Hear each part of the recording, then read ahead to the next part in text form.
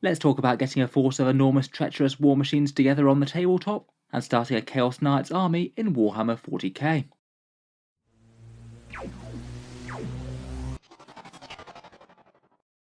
Hello and welcome back to Auspex Tactics, where today we're talking Chaos Knights, and more specifically about how to get an army of them onto the tabletop if you're new to the faction completely. We'll talk about why you might want to start a Chaos Knight army, the various kits that are on offer and the pros and cons, a few thoughts about modelling and expanding an army, and one example of a Chaos Knights army list in current 40k. While we're on the subject of Chaos Knights, I thought I might just give a quick shout out to the giveaway for this month for the channel. The Auspex Tactics November giveaway will be for 2 Knight households, basically picking any 3 of the big Games Workshop plastic Knights, Chaos or Imperial, and then any one of those Knights can be swapped out for 4 Armigers or War Dogs if you prefer. Certainly one way to jump into the faction and to give you a 1500 point army just straight off the bat. As normal with the channel giveaways, there's 2 ways to enter. Either support the channel on the Patreon page for any amount, it does keep these videos coming, or you can support the channel on social media, subscribe to the YouTube channel and like the Facebook page, and then enter the draw on the 1st of November. A giveaway post appears, and you just reply to that with a picture of any 40k mini, and the date and your name within the photo handwritten. Then I put all the entries together and do the draw with a random number generator and announce the winner on the channel update video on the 4th of the month. Links to the Patreon and the Facebook post are in the video description. There'll be further giveaways every month, and after the draw is done I might trim this bit out of the video just so I'm not teasing future viewers with a giveaway that's long since passed. In any case, check out the links if you're interested.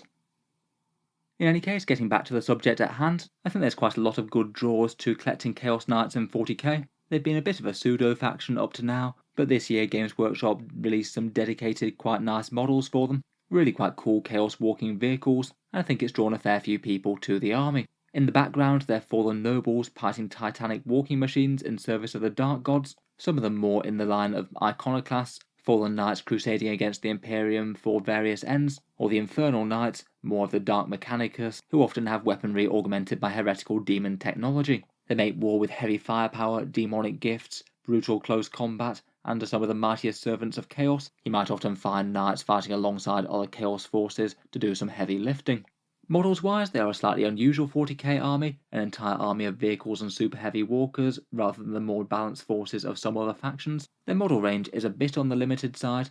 For dedicated Chaos Knights, there's really only 2 unique box sets, one for the Knight Abominant and the variations, and one for the War Dogs that you can see here. They are really quite nice flexible boxes though, and I think they've been really nicely made. Otherwise, for a few units you'd need to buy the Imperial Knight counterparts, and then if you wanted to you could chaos them up with various conversions. They really are an army that lend themselves to big painting and conversion projects more than most, I think, and there are a few other resin options from Forge World, again a bit more loyalist in appearance and a bit more expensive in resin. In game, every model's a bit of a powerhouse unit really, big, stompy and tough to take down, lots of raw power, and can bring a lot of shooting and melee to the table. They have their own unique, interesting dread ability table, which means that you can make enemy leadership worse when close to the knights, and also give them various nasty debuffs as the game goes on. Demonic favours are another fun thing. They basically let you dedicate your knights to Khorne, Tzeentch, Slaanesh or Nurgle and get various gifts and upgrades. I would say that they do function as a bit of a skew army in game though. All vehicles and no infantry does lend itself to just one particular type of game, and perhaps they do get a little bit of criticism from time to time in that games against them can be a bit samey perhaps. A lot of anti-infantry things are kind of useless against them, but anything anti-tank has massive value. In game at the moment, despite being a bit of a skew list, they really are quite balanced. They're a pretty strong army and win around about 50% wins at big tournaments. Pretty respectable, they can win tournaments and challenge the very best armies around. Finally, price-wise, as 40k armies go, they're a little bit on the cheaper side to play than most. You do only need to get a relatively small amount of big models on the table, and that helps both from a quickness of painting point of view and also price. Unlike other armies though, they don't have discount options like start collecting boxes. If you were looking to get a force of these cursed war machines and nobles on the board though, you could start out by doing a bit of reading around the area. There's a whole load of things that you can do to research and plan out a Chaos Knight army. Perhaps picking up the current Codex Chaos Knights might be a reasonable option. You do get a fair bit of lore in there, model galleries and rules. And if you are thinking about playing the faction, then it's not the worst first purchase. Games Workshop rules can often be a bit spread out, but at least they're all contained in this book, at least for the moment, for the Dread households. Otherwise, for rules you could think about Battlescribe, Warhapedia or the Warhammer app. There are other official and unofficial resources that can allow you to put together an army list and get a bit of a feel for how an army might function, and if you want to play some games you could do a bit of try before you buy, maybe play them on Tabletop Simulator or proxy things in person. YouTube's another great resource. For gameplay stuff, I made a few videos already about the Chaos Knights, including a tier list and a Dread household guide. Feel free to give those a search if you'd like, but there's loads of other stuff out there, painting guides, battle reports, and much more. Always good to get some inspiration for things that you could do modelling wise, or how they might actually play on the table. Finally, social media can be a pretty decent resource. Have a search for any Chaos Knight Discords, subreddits, or Facebook pages. Just by following along you can get quite a lot of relevant chatter and get some tips from that, and it's a good place to ask a few basic questions to experienced players. Otherwise, for things to plan for the army, you could think about a colour scheme and theme. I'd say for Chaos Knights more than most, you don't have to be super restrictive and just follow one of the Dread household colour schemes in the book. You can very much make your own, and I'd say more people do that than just follow one of the schemes. I feel like Knights in general are big centrepiece models that really give people a canvas to go wild on. There's absolutely nothing wrong with just giving them a basic paint job and they'll still look awesome, but you can do all sorts of fancy things like big modelling things on their big flat hulls, a bit of fancy freehand if you're feeling creative, or airbrush effects or extra bits on the bases. You don't have to search hard on the internet to find people who've done all sorts of weird and wonderful things with them. While you're testing out a colour scheme, I feel like maybe a War Dog might be a good start for a first miniature to experiment on, maybe before jumping into an entire massive knight. Otherwise, you could think about a rough target for a 2000 point army list. Have a read of the rules, maybe take a look at some example army lists like the one that I'll show later in the video. Maybe take a few selections that are similar to that with your own twist, and some of the options that you like the most. You certainly can get different flavours of Chaos Knight lists. Perhaps the main difference is the disparity with how many big knights versus how many war dogs you take. Most lists include at least a few war dogs to skirt around and take objectives and things, but you can go super heavy on them if you want to. There are competitive lists at the moment that take basically nothing but mini knights, sometimes backed up by Abaddon the Despoiler from Chaos Space Marines. When it comes to actually buying miniatures for 40k, I would bear in mind your different options. Warhammer is expensive, you certainly can buy it directly from Games Workshop, and that's maybe the most reliable and convenient way to buy things, but I would also say it's the most expensive as well. Otherwise, local gaming stores can be a really decent place to start. They offer pretty reasonable discounts on Warhammer miniatures in plenty of places around the globe. I'd certainly give them a search. For example, Element Games in the UK, which I'll link down in the video description. That one gives around 10 to 20% off Games Workshop's Warhammer miniatures, so as a starting point in the UK, that's a fair bit cheaper than Games Workshop. It does add up to quite a bit when you're saving basically something like £15 per night. Other options exist, of course. Otherwise, you can take a look at the second-hand market, say for example eBay or local groups like Facebook or Gumtree or things. The new Chaos Knight kits haven't been around for that long, so there's not likely to be as much of them on the secondary market, but it potentially can be an interesting place to pick up, say, some older Imperial Knights, maybe ones that are painted a bit basic and could be used as a bit of a conversion project to chaos them up a bit, where a bit of lost detail on the paint here and there won't be the biggest thing. Quality could be a bit more variable though. I'd also bear in mind that eBay could be a decent place for getting your hands on different guns and bits. Say for example, if you wanted some War Dog autocannons, it could be an okay place to look. Though I would bear in mind that you could also think about 3D printing for this sort of thing. I have seen a fair few people who make 3D printed aesthetic upgrades aimed at Imperial and Chaos Knights. You can get some cool combat weapons, some generic energy weapon type guns for War Dogs perhaps, and it can be a useful tool for making a Knight army very unique. Bearing in mind the different options for buying though, let's talk through the kits themselves. I think if I was starting a Chaos Knight army, I'd probably start with the Abominant Kit and the War Dog Kit. That way you've got one big knight and two little knights, a pretty reasonable start to the faction, with an army that's going to be somewhere around 700 points or so. Starting out, this is the Knight Abominant Kit, really quite a recent one from Games Workshop, for £105, $170 or €140. In it you get the parts to either make an Abominant, Desecrator or Knight Rampager. In that order, there are Psyker Knight, a mixed role knight with a laser destructor, and a dedicated melee killer. I bear in mind though that this kit doesn't build all the despoiler options, things like the Avenger Gatling cannons and thermal cannons and stuff like that. The model in general I think has gone down very well. It's a nice detailed and recent kit, and it's got a fair amount of scope for magnetising out the different options. Currently in game, I'd say that these three are all the best Questoris Imperial Knights. Maybe the Abominant with its super tanky feel no pain save is perhaps the best of the three, though the other two are absolutely perfectly usable as well. Otherwise, the other recent Chaos Knight kit is the War Dog kit. For £52.50, $85 or €67.50, this one gets you 2 models. They both basically have the same options, and you can build them up either as carnivores, stalkers or brigands. They kind of mirror the big knights in terms of a melee knight, a mixed role knight and a dedicated shooting one. Again, a really nice detailed quality plastic kit, very chaos, a fair bit of fun personalisation type things that you can put on them. I would bear in mind that these ones don't build the executioner or the melter option for the huntsman. For those you'd need the standard Imperial Knight Armigers box. Again, and quite a good idea for the faction unique kits. They're all really very solid in game currently. The Carnivore's brutal in melee, and the other two are a bit better mixed roles shooting platforms. If you want to get a lot of points of knight on the table very quickly, they've got quite a good points per dollar ratio as well, which gets even better if you buy from discounters. Even in their cheapest format, you're looking at around about 3.2 points per dollar, which is quite good for 40k as a whole, and it gets better if you fill the more expensive ones, and particularly if you give them demon upgrades.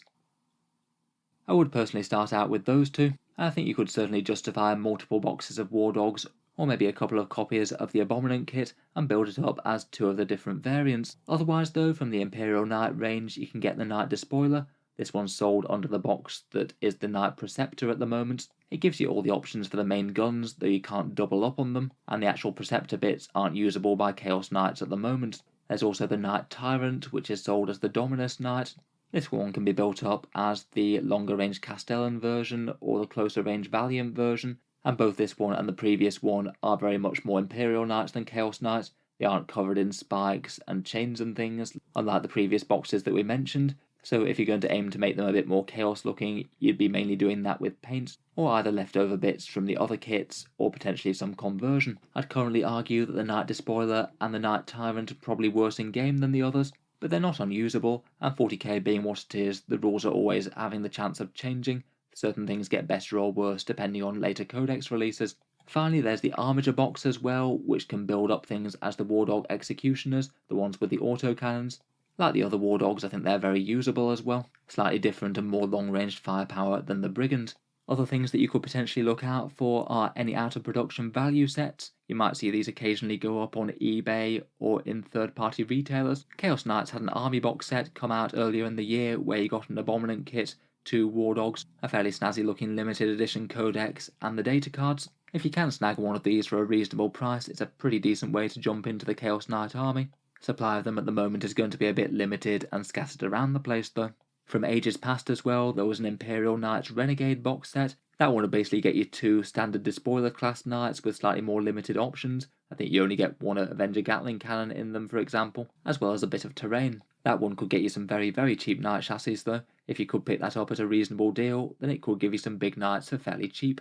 Finally, as we mentioned earlier, there's Forge World options. Various fun alternative sculpts for the knights, including Questor variations, the Cerastus ones like the Lancer and things, and the big ones like the Porphyrion. Some people like them, some people aren't so bothered. They are certainly a lot pricier, and they don't look quite as chaos as the Abominants or the War Dog ones. They're generally aimed at slightly more experienced collectors and maybe ones with bigger wallets. In game, the Questor Megaera really is quite an interesting knight for chaos at the moment, and the Armiger Moiraxes are also usable as well. You can find their rules in the Imperial Armor Compendium if you wanted to use them, and I have seen some people fielding the Moiraxes as standard War Dogs with some 3D printed generic energy weapons to represent their funky gear.